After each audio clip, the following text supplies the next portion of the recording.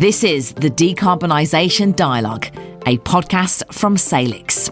Welcome to the Decarbonisation Dialogue. Welcome to delivering on climate change, our collective challenge. I am Hannah Walker, and I believe that the best way to communicate a message is by being passionate about what you are talking about. Through that passion, I believe you take people with you and create action using your influence to make change and make a difference. Today, I have my super guest here, Anna Turns. Anna is a published author, journalist and lecturer. Anna studied biology at university and today specialises in all things sustainability, from climate change and renewable energy to marine issues, food and farming. It's Anna's job as a communicator to inspire all of us into climate action. Anna has worked in the media for more than 2 decades, from TV production to magazine journalism and broadcast and radio broadcasting. As a freelance environmental journalist working at The Conversation, she has also regularly contributed to many national publications, including The Guardian, BBC Future, New Scientist and Positive News, with a focus on solutions. Her first book, Go Toxic Free, Easy and Sustainable Ways to Reduce Chemical Pollution, was published in 2022. And Anna lives in Devon by the sea with her family. I'm delighted to have Anna Turns with me today. Thank you for joining us. Thank you for inviting me, Hannah. Thank you. Right, moving straight into our questions. Anna, can you start off by telling us a little bit about yourself and your career? Have you always wanted to work in the media? And I'd like to know whether today you consider yourself as being a journalist, educator, author, or an environmental activist, or all of the above. So since I studied biology, I knew I wanted to work somewhere in that field, but I actually considered doing a PhD, but I decided I wanted to know lots about lots of different things and ask lots of questions rather than know a lot about one specialism. The part I loved most about my degree was also the writing essays, the storytelling, and the being really curious. And so I've managed to do that through my whole career, whether that is wildlife TV or magazine journalism, radio, storytelling, all of those aspects. And now I'm actually kind of come full circle. So I'm working for The Conversation. I'm working directly with academics at universities and helping them tell their stories about their research. So I think what's always driven me and what's always given me that purpose, whichever media, whichever form I'm working in, is this want to look at what's actually happening in response to the problem. So we've obviously facing a lot of different crises at the moment in terms of pollution, nature, biodiversity, climate, everything. Some people call it the polycrisis, just to kind of sum it up in one fell swoop. And actually that can be really overwhelming. So many people disengage from content, from mainstream media. So I really love the challenge of trying to find creative ways to make that inspiring and make that bring a pull factor into that and kind of get people over here to look at what's actually happening. In terms of whether I consider myself an activist, no, it's a really tricky thing. And I think this question is a really important one for all communicators to think about. At different times, I have put myself into the story and become part of the mission, I suppose. Like I have done my own environmental campaign a few years ago with my daughter. I ran a campaign called Plastic Clever Solcombe, which was part of Kids Against Plastic, a national initiative. And that was brilliant. And I used my journalism to try and help amplify the kind of the storytelling around that. But as a journalist, I feel very strongly that my job is to report on what's actually happening. I suppose I feel like I've got a responsibility to lead by example. So if I know something is going to be better for the environment and better for society, I try and do my best to do it. I'm very much not perfect, but if I have seen the evidence for something, I do my best to practice what I preach, although I'm not hopefully preaching, actually. I think in terms of my own journalism, I really have a strong purpose in terms of wanting to amplify those solutions. So I'm not just reporting on the problem. I'm very much selecting and seeking out stories of progress, change makers who are doing amazing things, to try and highlight what is possible and to give a bit of hope, I suppose, to show that actually it's not all doom and gloom. So in that way, maybe some people might think, oh, that's my sort of form of activism. But I wouldn't say I'm an activist. I'm not campaigning for something. It's all very evidence-based. It's rigorous reporting. And it's more complex than that, I think. I think it's a very blurred line. There's a spectrum. And I think I'm not writing opinion pieces. I'm not campaigning in the pieces I write, but there's a definite strong sense of purpose, I would say, in all that I do. Indeed, because I first actually came in contact with you when I was working for a large London newspaper, and I had launched a couple of big campaigns, one of which was plastic free, as well as clean air. And that's how we first met, if you like, was because I commissioned you to write quite a few pieces, actually, for the plastic free. And I was, your passion came across incredibly strongly at that time. And just having this wealth of information at your fingertips, but such well-researched work, so it was part of a bigger campaign that we were running, but you were able to contribute to that in a very informed, knowledgeable way, and helping us to talk about those issues, obviously plastics and as well as clean air. But when you talked very much there about the huge challenges we face, because we are facing huge challenges on the climate change agenda, and governments are somewhat distracted. We've got geopolitical strife, we've got food crisis, we've got cost of living crisis, we've got war going on. But is there a joined up approach, do you think, when we're talking about climate crisis for businesses, governments and us, all, and that's you and me? Yes, absolutely. And I do think it's really interesting looking at those three parts, because so much of the narrative focuses on individual action. And we can only do so much as citizens, consumers, homeowners, whatever. We can do a lot as a collective, but actually we need those other parts. So we need the government, we need the legislation, we need regulation. That's very, very slow to move. It's more like a kind of cargo ship. Whereas I think business is a bit more like a small powerboat, maybe. It can pivot much more easily. It's got more flexibility. And I think business is really, really key to shifting the landscape and to demanding more change at scale. And also responding to that collective call for action from consumers, from citizens. In all of those three parts of the system, I think we need a huge amount of accountability. So at the moment, there is a lot of greenwashing business.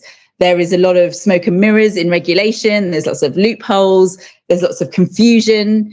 And I don't think, have a really clear, cohesive approach. Often things change every 4 years when the government changes and we're starting from scratch again.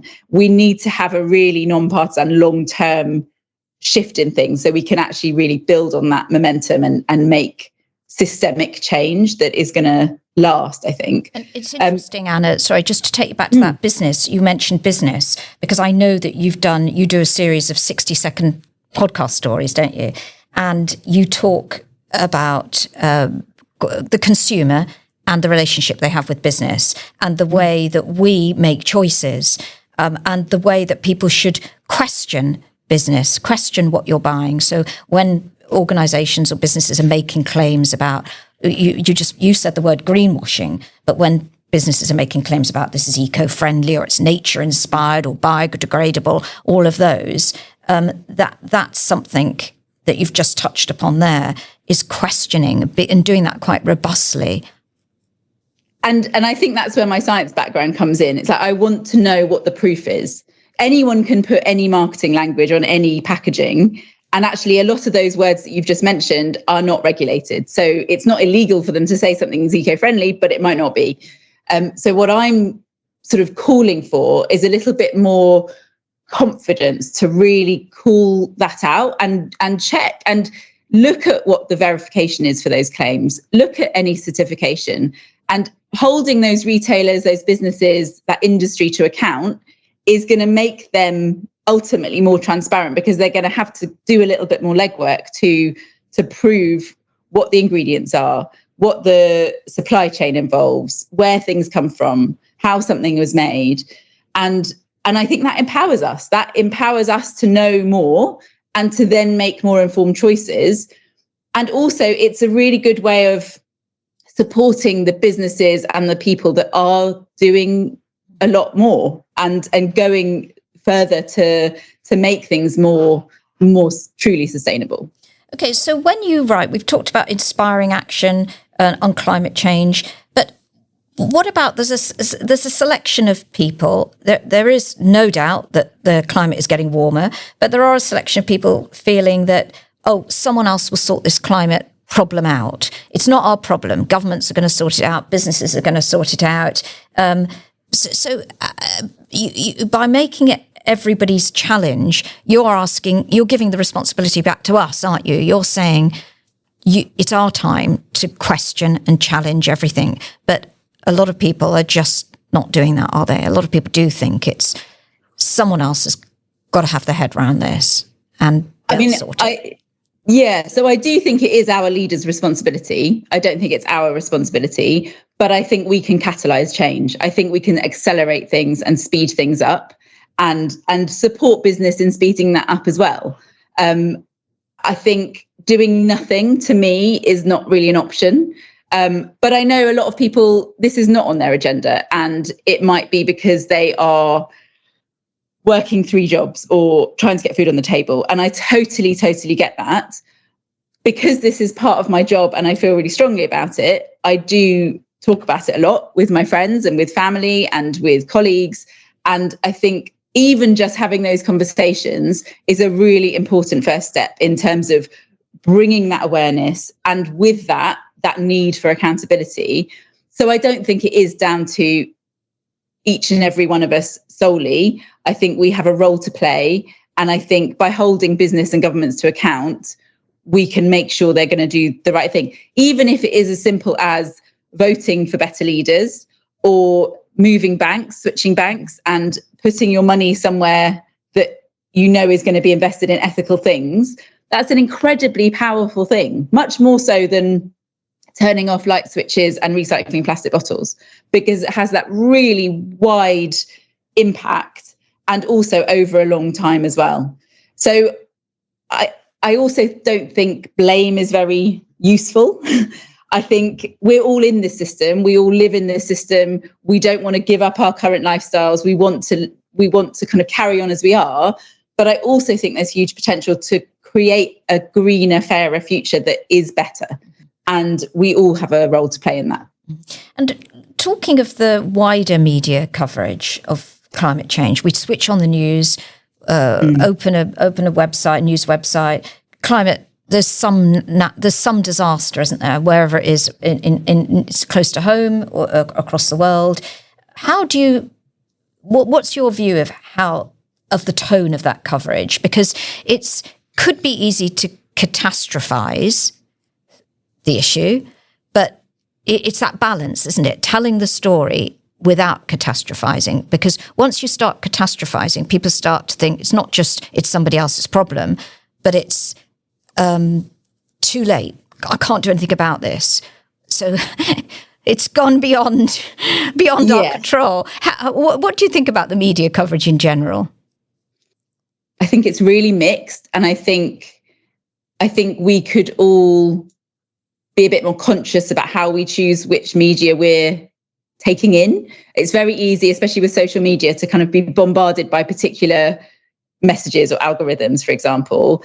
And there is a lot of brilliant media out there, but there's also a lot of inaccurate media, and also very negative, sort of disempowering media. I do think we need the bad news. I think we need the real stories of what's actually happening. And I think in the last maybe decade, it's become a lot more apparent that this is happening right now, right here. We've got floods in the UK, for example. We've got the fires in LA. We've got stuff happening. It's not in this far-flung place. It's not just about polar bears. It's immediate, and it's here, and it's real. But I do think that the media has sometimes got its own agenda. Like, you look at who is funding the media and you think, okay, what's going on behind the scenes? I think a lot of listeners and consumers of news might not necessarily be aware of what's going on behind the scenes in terms of who is funding the media, what that agenda might be. So I think critical thinking is really, really, really key. But I also think solutions journalism, or constructive journalism as it's also known, could be a lot more embedded into everything that we consume in our media diets. And this isn't to say, here's a solution, here's a silver bullet, this is going to fix everything. It's very much still very critical, still analysing a response to a problem, but looking at the progress and looking at how that might be scalable, how that might be adaptable. What are the lessons we can learn from this trial of whether it's EVs in Oslo, for example, like looking at the whole picture and thinking, okay, why is that working in that context? What can we learn from that? And how could we change something here, perhaps? Or it could be anything. It's not just environmental things either. It's social problems too. I do think that could be done in a much more comprehensive way. So still quite newsy and not necessarily just a kind of a solutions type story, but just having that lens, having that way of telling a story can just be a bit more uplifting, a bit more hopeful, and it's shining a light on what is being done already. It's not just looking at there's a problem, we're all doomed, and leaving people hanging there, because actually you're left in this limbo without anywhere to go, without a call to action. I just try and be really curious about, okay, we've got a problem, what's happening and what are people doing about it? Who are the organizations that are taking action? Who are the people on the front line who are most at risk, who are doing something about this? And that's often where the best stories are, I think. Exactly. And you talk there about young people as well. I think you mentioned young people now. And you lecture, you've worked with a lot of university students, and they're certainly not sitting on their hands on this issue, are they? They are looking for solutions. The young climate activists, we are talking about solutions. It's interesting to see how the young climate activists are being portrayed in the media. How do you think they are perceived? So I think a lot of pressure is put on them, and it doesn't sit right with me. So I think it's brilliant that people of all ages are calling things out, whether it is younger people, older people, scientists. There's a whole range of real activists, which is brilliant. I think when people say, oh, my hope is with the younger generation, I don't think we've got time to wait for them to become the leaders of tomorrow.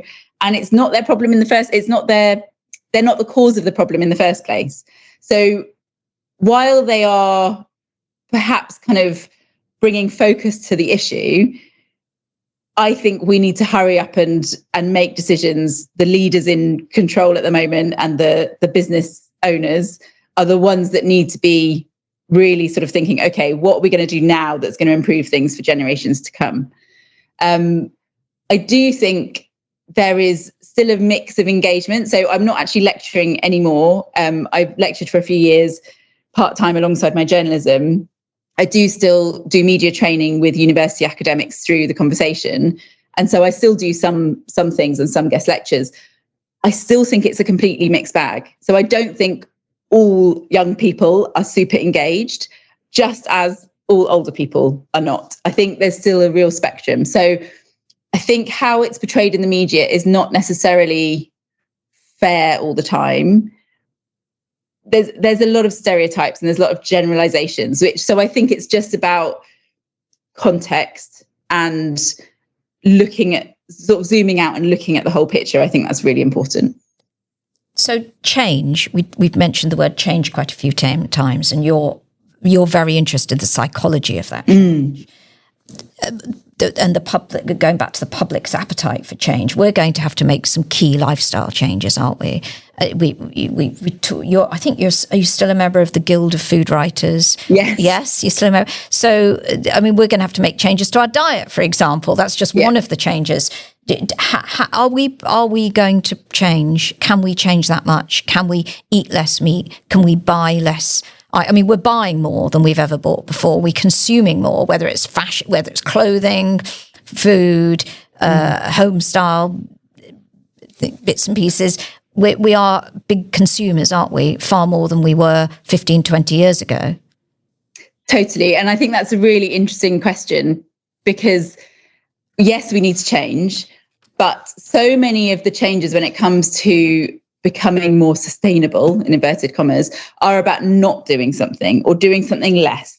And what I would love to see is more like, let's eat more vegetables, let's eat more seasonal food, let's eat more of this, not let's eat less of this, because that's quite constricting. And as soon as you say don't do something to someone, it's like, oh, you're taking something away from me.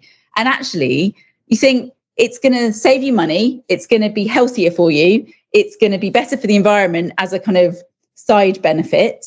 But it doesn't necessarily have to be that, oh, you've got to choose the worthy thing. And I think when you sell it as a positive in other ways as well, I think it's more attractive to people. So, I don't know, talking about driving less, for example, if you can get on your bike or you can walk to your bus stop, you're going to have more fitness embedded in your daily routine, and you're going to be healthier. Your blood pressure is going to go down probably, and you're going to feel better. So doing things that are joyful and that make your life better now, and hopefully are better for the planet too, are going to be much easier to sell to people, I think. And finding ways to kind of build connection into those changes in terms of people connection to nature, I think is much more sort of viable in the long term, I think, in terms of what we can keep going. If I change a habit and I hook it onto another existing routine, it's going to be much easier to make that happen every day. If I do that and then make it something I really enjoy, I'm going to definitely want to keep doing it. So I've had a streak of doing yoga every day for 120 days, which I'm really proud of, and I haven't missed a single day because I really love it and because I know it's good for me.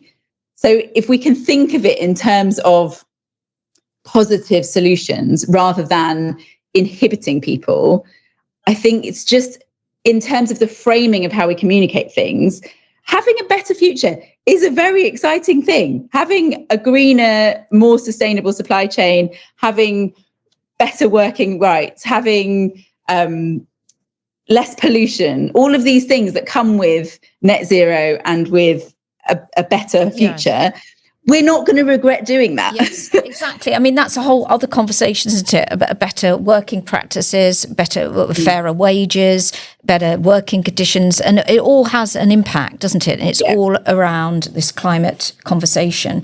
But just going back to your own environment, because you live in one of the most beautiful parts of the country, and that's Devon.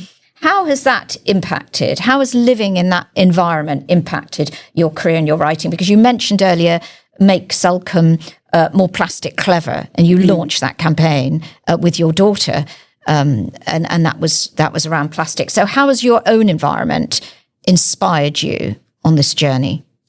So I grew up in landlocked Bedfordshire and ended up in Devon for 6 months and have been here more than 20 years. So I really have this strong appreciation of, I realise I'm really lucky to be by the coast. I have a really, really strong connection with the sea. If I have to go away for work, I really miss it, and I really miss seeing the horizon, and just it keeps me really grounded, and I see real value. I know that there's real value in having it there, and I'm very lucky to have it. Because I love it so much, I have this really strong urge to protect it, which is why my daughter and I set up that campaign a few years ago called Plastic Clever Salcombe. We could see so much plastic on the beaches, as loads of people did around the country at the time. But we live in a really a tourist hotspot, and it felt like no one was really joining up what was happening on land to what was happening at sea. And so we tried to affect change, not by blaming anyone, not by telling people off, but by saying, look, we could do this. We were getting people involved. It was very much kind of grassroots, bottom up approach, which really, really worked in our small town. And it had a really, really brilliant, long lasting impact, actually. I'm really conscious of keeping that strong nature connection and ocean connection going with my two children. So they don't know any different. They've grown up here. They're very, very lucky. But I want them to really appreciate it and to really care for it and realize that it can bring so many benefits for our well-being, as well as emotionally, mental, physical, all of those things, as well as we also have a duty to care for the patch of land we live on, and the patch of, whether it's coastline or inland, wherever, we have a duty of care and a responsibility to do something about it.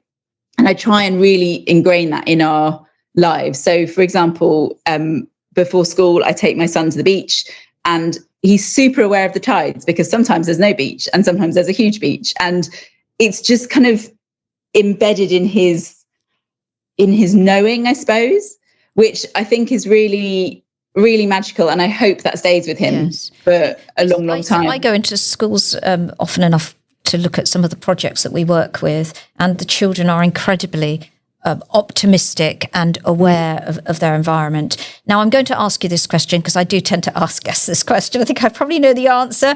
You've talked so much about solutions and being positive. So would you say you're an optimist or a pessimist?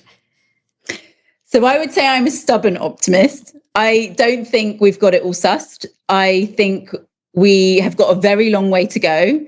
But I use my frustration I kind of try and channel my frustration into motivation, basically, to kind of do something about it. So I'm not resting on my laurels. I don't think I can sit back and do nothing and wait for this all to happen and sort itself out. We very much need to keep our foot on the pedal and keep working really hard to push for better and push for change. But I do feel optimistic generally. Super. So you're not sitting on your laurels, as you said. So you're a successful published author. You work for The Conversation as well. You're a writer. You've been a teacher. What next for your career? Where do your ambitions lie next? So my ambition. So at the moment, I am doing a fellowship with the Solutions Journalism Network and the European Journalism Centre. And it's all about shifting climate journalism across whole newsrooms. So my mission is for climate to not just be an environment story, and for it to be on every page of our website, potentially in some form. So not necessarily kind of headline news, but for there to be climate awareness in all that we do. And so I'm working on various projects within this fellowship. And I'm also part of the Reuters Institute run the Oxford Climate Journalism Network. I'm also doing a fellowship with them at the moment. And that is very much about really being at the front line of the latest knowledge about all of this, and thinking about how to amplify that, how to bring that into all the work that we do. So I really want to make my climate journalism better, but also to help other journalists make their climate journalism better. Ideally, I'd love to come full circle and bring that back to the education stage, in terms of empowering all young journalists and young communicators to have the confidence to do this more and to know what questions to ask. We don't need to know all the answers. We just need to know which experts to ask and what to ask them. But yeah, that's my vision for the future, for climate to not be an environment story, for it to be an everything story. Thank you. So we're really going to be following your progress and asking the way you talk about media and the young journalists, and asking those questions and being authentic about those questions as well. Yes. And really asking the really difficult issues and keeping it in the news. As you say, not necessarily the headline news, but a part of that conversation every day. So exactly. there is progress, because we obviously need to make it. We've got some tough targets to meet, haven't we?